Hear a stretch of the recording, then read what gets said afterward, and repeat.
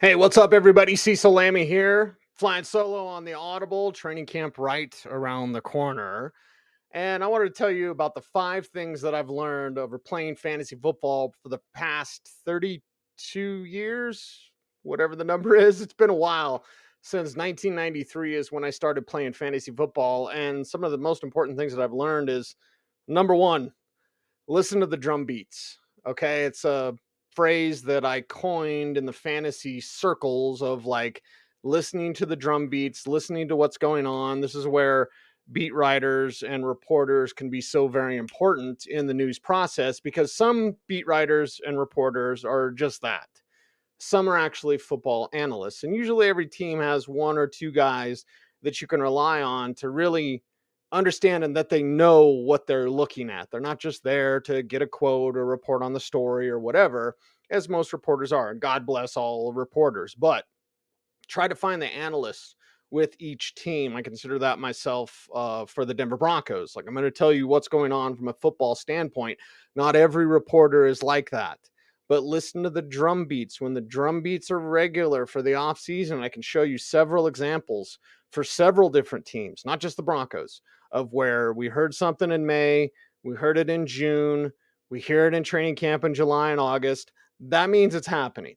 All right. And there's a ton of different, stories from the past, breakout players that you could see coming from out of nowhere, going all the way back to even before. But I remember when Mike Reese from ESPN told Sigmund and I on the Audible that, hey, there's this guy named Wes Welker. He's going to be really good. And he turned out to be really good for that team. So always listen to the drum beats.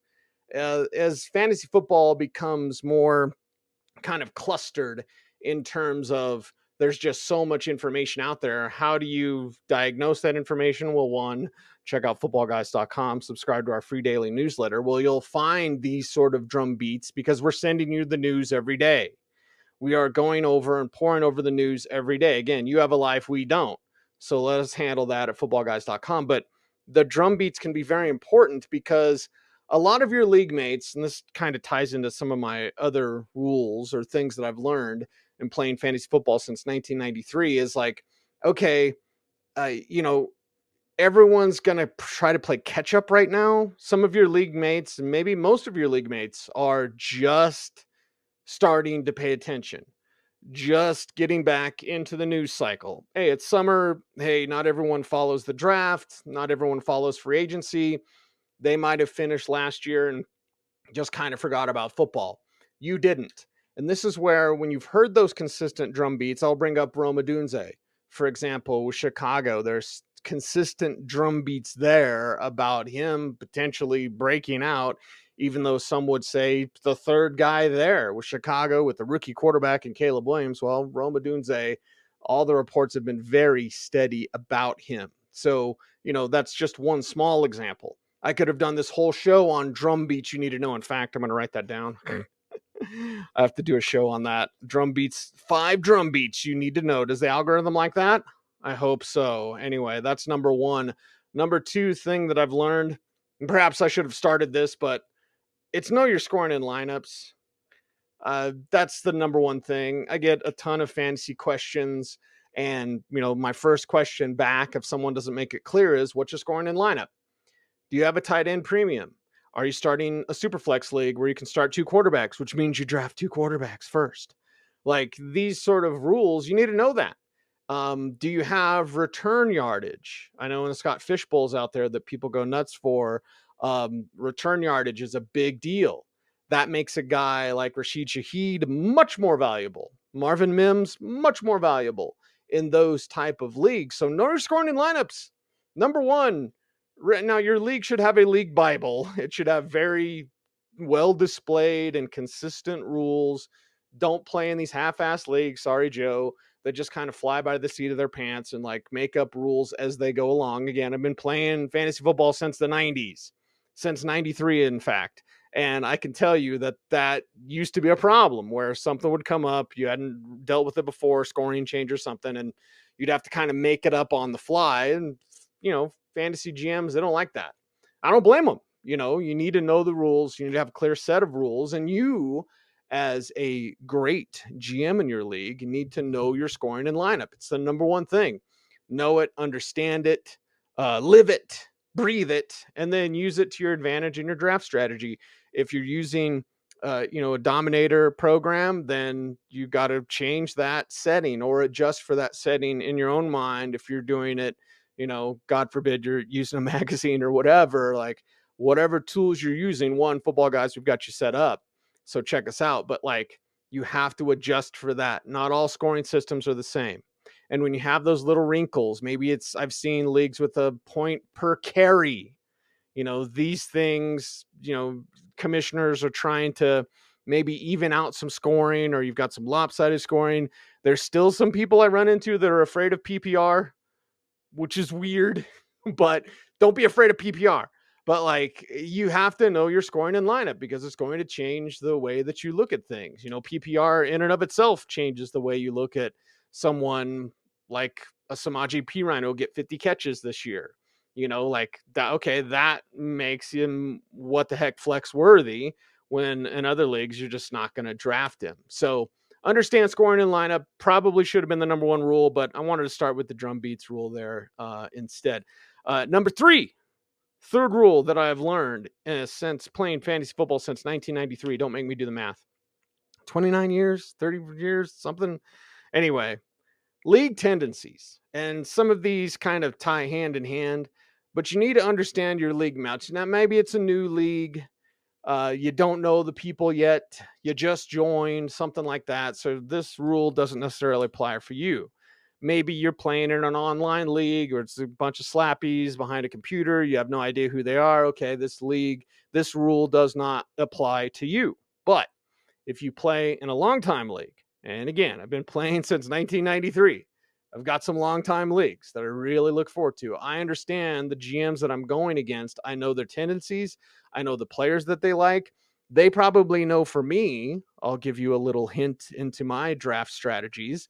They probably know that I am rookie heavy, not rookie dependent necessarily, but whereas others will kind of keep draft positions lower for some rookies, I will go for it with rookies. I will take rookies a round or two sooner than their average draft position because I understand the players in front of them on the depth chart, any sort of things that are changing there. And also with my very last pick, I'm going to take a deep sleeper running back. But league tendencies also can tie into trades. How are your league mates wired? Do they start working the waiver wire really fast, and then by week 5 or 6, it peters out? You know what I mean? And some leagues are like that. Again, we all want to play in the most competitive leagues ever, and I'm the best fantasy player ever. Or you play against a bunch of slappies that give up in week 6. Whatever. You got to win, right? You want to win. That's why you do this. And of course, there's another rule that I'll get to in just a little bit, but know your league tendencies. Do they like trades? Do they like a certain position? Do they like a certain team? Are you in a league? A lot of people think I'm a Broncos fan. I'm not. But if I'm in a league and people are, I'm going to take all these Broncos away from Cecil. Oh, damn it. Damn you, taking away those overperforming Broncos from me. So know your league tendencies. Know if you got a fanboy in your mix. Know if a guy loves, 0 running backs, or, he loves to handcuff all of his running backs. He gets every backup running back. Well, then take them from him and use it against him in a trade. All's fair in love and war and fantasy football. So go forth and work it as such. So know your league tendencies. I think it's very, very important. Rule number 4. And this one is, I hope it would go without saying, so is rule number 5. But rule number 4 is just be patient and stay patient. There is a story, and Sigmund can tell you, that years ago I dumped Jamal Charles in like week 3 because the Chiefs weren't using him. Sig picked him up on the waiver wire in a Football Guys expert staff league. I dropped Jamal Charles. Moron. Hey, moron. But Sig went on to win the championship. He put my name on the trophy. I think it's on the bottom of the trophy. But anyway, so like, be patient. That guy that you drafted that you really loved, they're not using him yet. Oh my God. Wait until they use him. and then wait for everyone to go, wow, I should have got that guy. I wish I would have drafted that guy.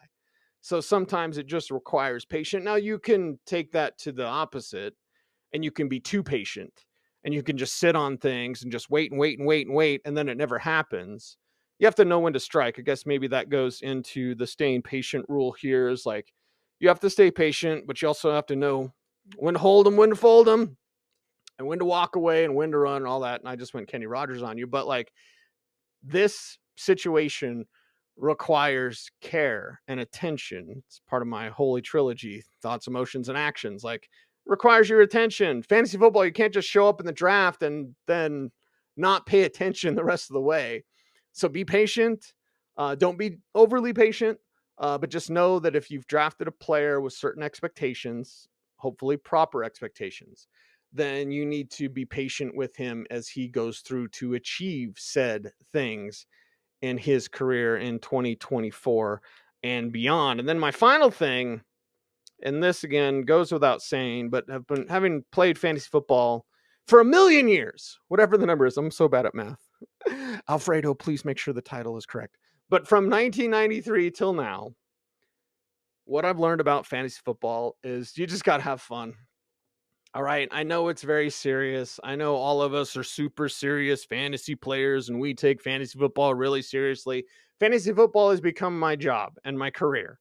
Okay. So I understand how you can take fantasy football way too seriously, how you can get upset over that one trade that was vetoed. And if you have all league owners voting on trade vetoes, again, know your scoring in lineups, know your rules.